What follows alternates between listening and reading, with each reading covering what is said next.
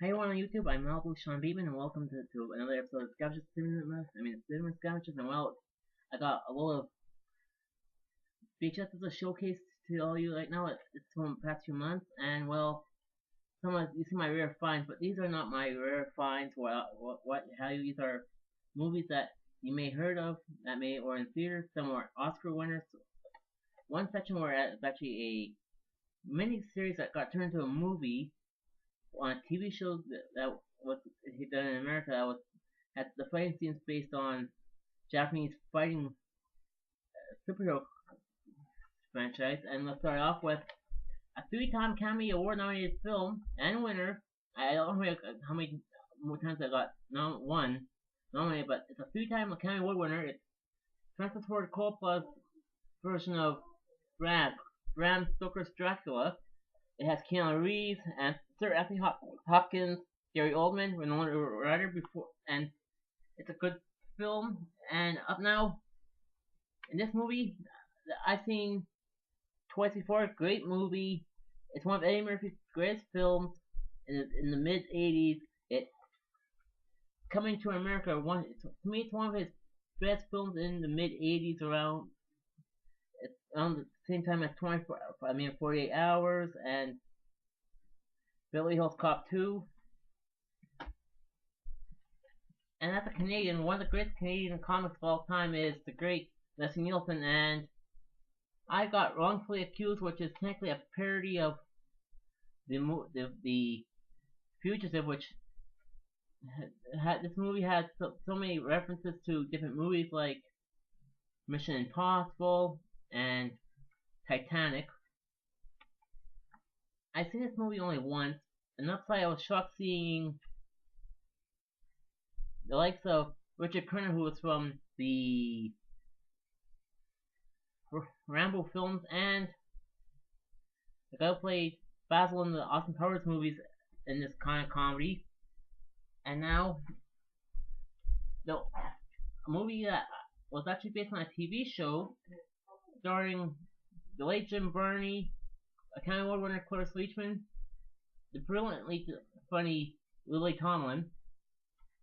It's the Beverly Hillbillies, and if you don't know the story about Beverly Hillbillies, some mountain film, some people from a family in the mountains, that are actually a redneck family group, finally got oil, got rich from the oil, and yada yada yada. And now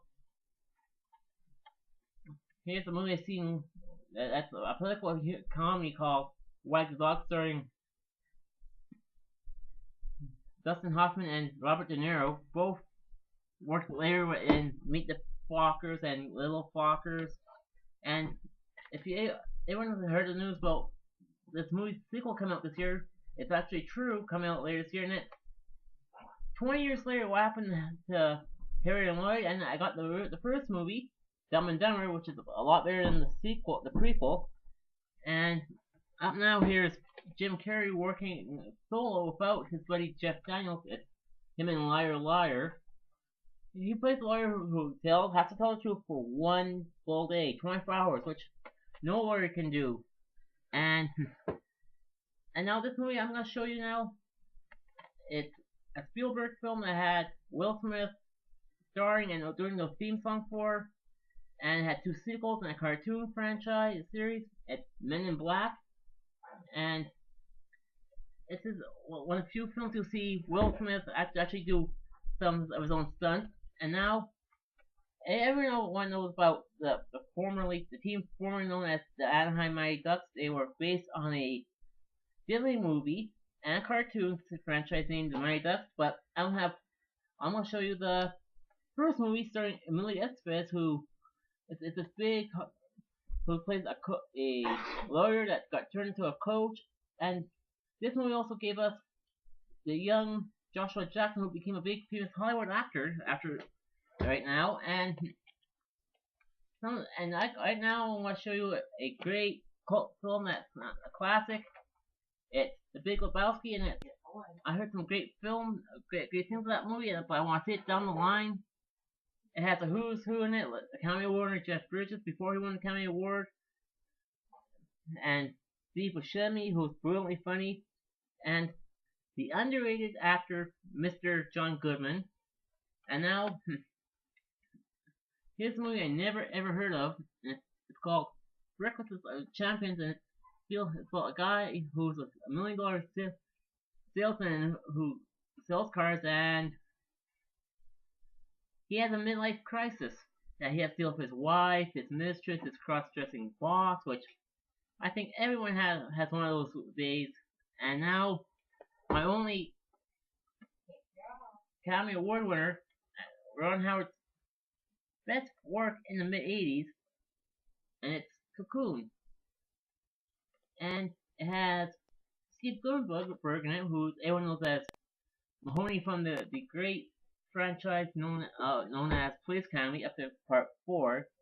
After that movie, after he left, the movie franchise went downhill. Had cartoon series and TV series, and now all my fans out here watching my YouTube videos, and to me, I think a TV show must have a movie to segue from where they left off season one all the way to continue into season two. And this movie, Spielberg Metallic, the movie it's actually a nice segue on how the, these three kids that became superheroes, just like Power Rangers, and lost their original suits, got their new power suits, and sadly how the franchise ended. It was left on a cliffhanger, and now my only my only four anime picked up so far. It's I think this is the entire set of the anime Black Jacket. Just picture this as an anime version of House. And the funny thing about these four French OVAs, that the guy who created this series is actually the guy who made the Astro Boy franchise, which is pretty awesome. And I used to watch the '82 version when I was a kid, and also the guy who also made this film, this movie, these OVAs, and Astro Boy also made another cartoon that I watched when I was a kid, Kimbo the White Line. And so this is Malibu Sean Bateman signing off, and I hope everyone would like to put a little comment about some of the movies I showcased, and I think that's all for right now.